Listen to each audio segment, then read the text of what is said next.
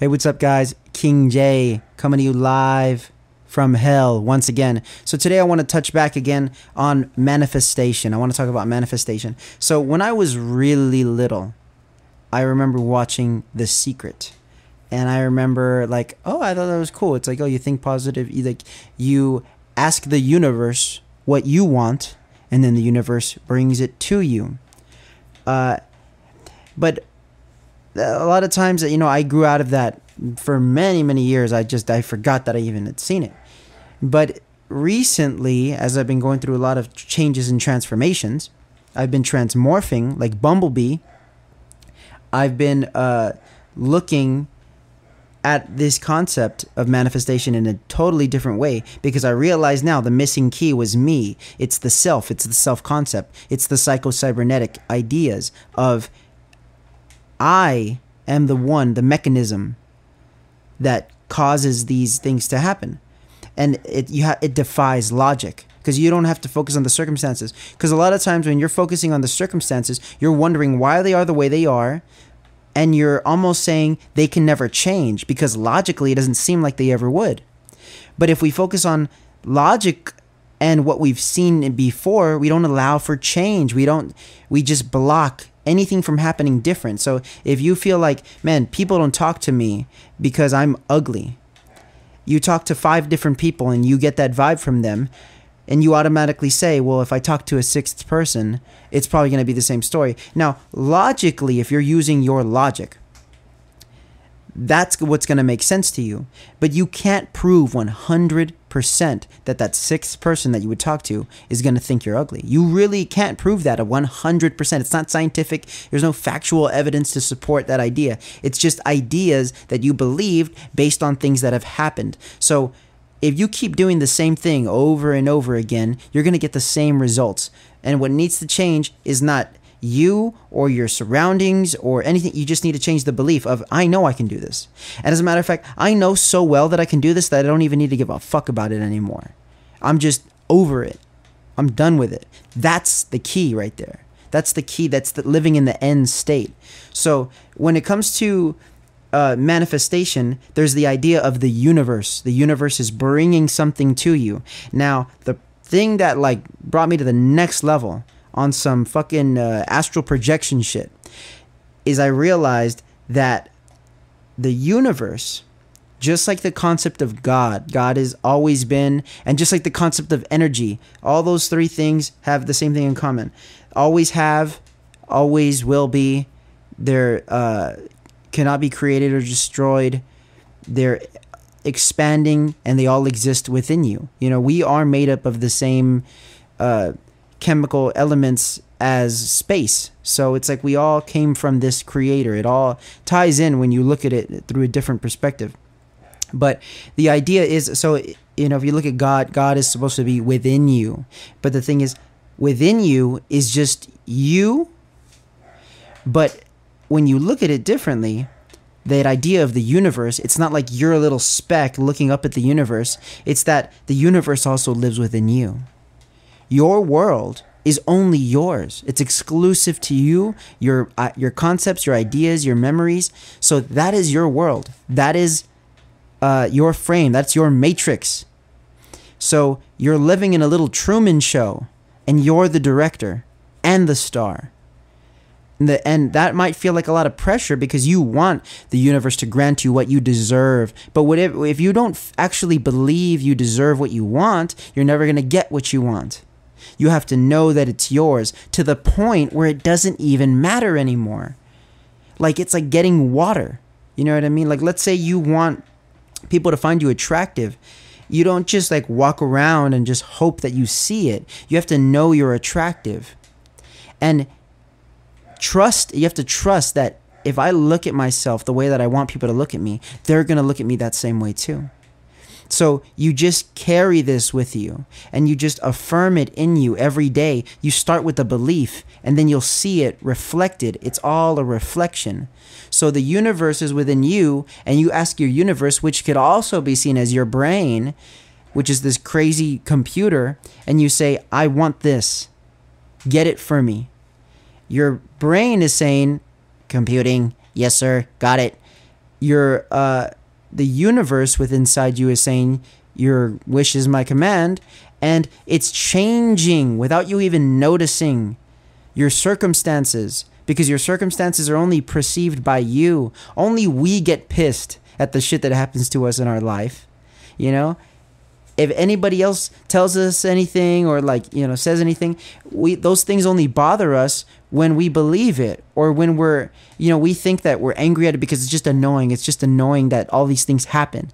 It's not annoying. It's that you believe it and you're sick of believing it. And you can only believe it when that's what you see before your very eyes. You know, your whatever circumstances you may be in. But the second that you realize the circumstances are so irrelevant, and you realize, I know I deserve what I want, to the point where it doesn't even matter to me anymore. And then we get in that weird zone where it's like, but if it doesn't matter to me anymore, then why would I want it? Yeah, why do you want anything?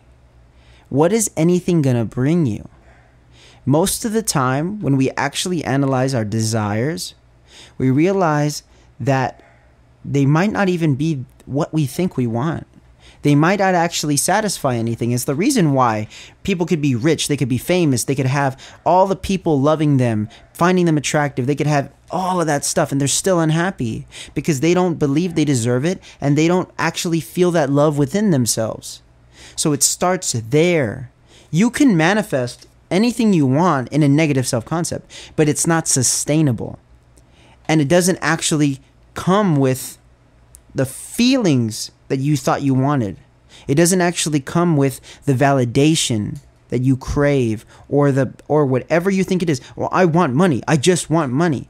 No, you want money for things. And you want money for a status, or for to ease your troubles. But if you notice, if you're living in a self-concept of troubles, that everything's in your way, it doesn't matter how much money you have in your bank account, things are still going to be in your way. It's just going to be new things, probably expensive things. So you have to detach from what you think you want, what you think you need to be, and what you think you are, and realize you just simply are, and you can have whatever you want. But the more importance you give it, the more you put it on this little pedestal or a big pedestal, it causes all these issues. It's so far away, you can't grab it. You can't reach and touch it. You know, you need to believe that it's yours, to the point where it's like, man, I know it's right there and I don't even need it. And then it's right there. It shows up. We get what we believe we deserve, and we get what we want as soon as we don't want it anymore. It's available.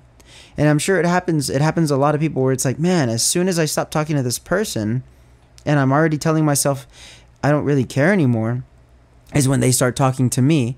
Yeah, of course, because you've let it go, and you still, like, sure, still you probably want it, but that's when there's no resistance. There's no idea of this is so much important. And when it comes to people, when we put people in a pedestal, they treat us from that state of the pedestal. We can suck certain reactions out of people based on the energy that we give them. So if you treat somebody like they're so special, they're going to look at you less special because you're putting them up.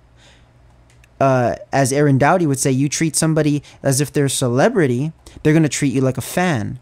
But if you feel in your self-concept that you're worthy all the time to talk to anybody and anything, and nothing is that big of a deal, you're going to see that reflected in your and you can fake these things. But the thing about faking them is that it's not sustainable. Eventually, your cracks show what's inside. So the best way is to not focus on the outside, focus on the inside, focus on what you believe about yourself, what you believe. And a lot of times, that's where we have to be like the Hardy Boys, searching for a clue in our own mind.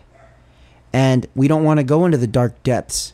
But sometimes you have to jump in there and take the light into the darkness of your mind, into the darkness of your subconscious, just so you can know yourself, so that you can heal yourself, so that you can feel yourself, so that you can let go and say, dude, why was I holding on to this stupid idea?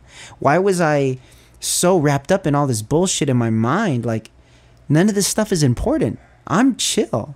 When you actually go deep in your mind and you're like, wait, everything is what it is, and I don't believe that I deserve better. Because if you truly believed you deserved better, you would do better. You would get better. You would get everything you want. So, and nobody wants to, a lot of people don't want to admit that, because it puts the blame on them. Nobody, and I saw this quote and it meant, oh man, did it hit me. It says, nobody makes you believe or feel anything without your consent. And that's so true. There were some people being rude to me, and I thought, I might as well, if I'm going to let those words control me, I might as well get on my knees and beg them to validate me. Do I want to do that? No. Oh, the pride inside of me says, no, I definitely don't want to do that. But that's what you're doing in your mind when you let their words change what you believe, affect you, because it only seems logical. They see you that way. It must be true. Nope. Those things are a test. That's the way I look at it. Those things are a test to see if you are going to fall back into a negative self-concept, or are you going to say, that's not me anymore. I'm done with that. I know what I am and I know what I'm worth. And then you're going to manifest. You're going to let go. And that's the true key. I look at it like a fail-safe, but it's also very important to do so. You have to detach. The more attached you are to something, the more that you give it meaning, which meaning, when you feel like it's concrete, unchangeable, that's dangerous, because the meaning of something can change as soon as you look at it from a different perspective. It's the reason why people can't agree on things. It's the reason why people look at things in different ways, because they have different points of view. They have different belief systems. And you know what? You need to be grounded in your belief system, but not be attached to it. Your belief system should serve you, never get in your own way, and never cause any sort of issues in terms of getting what you want.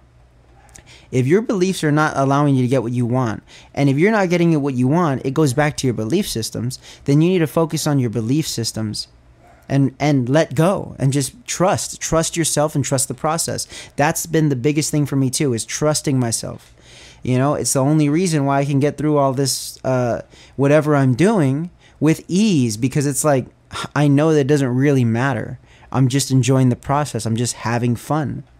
So in terms of manifestation, I believe that even if you don't believe in it, then that's what you're going to manifest. I think it's unfortunate for the people that don't want to be open to having a positive self-concept, as if that's something that's going to be bad. And trusting themselves. These are all things that we should all be doing naturally anyway. And a lot of people say, well, I do that. Yeah, you may feel that you're doing that, but if you're not getting what you want, there might be another story that you're telling yourself in your head. And the stories, they have to go. They have to be let go. All the ideas that you feel that everything is, these harsh truths about reality, it's like, no, I gotta let that stuff go. But thank you for watching. If there's any other people's experiences, stories, ideas, concepts that they want to share, let me know in the comments below. If you like what you saw, go ahead and like and subscribe and tap the notification bell. Thank you for watching. King J out.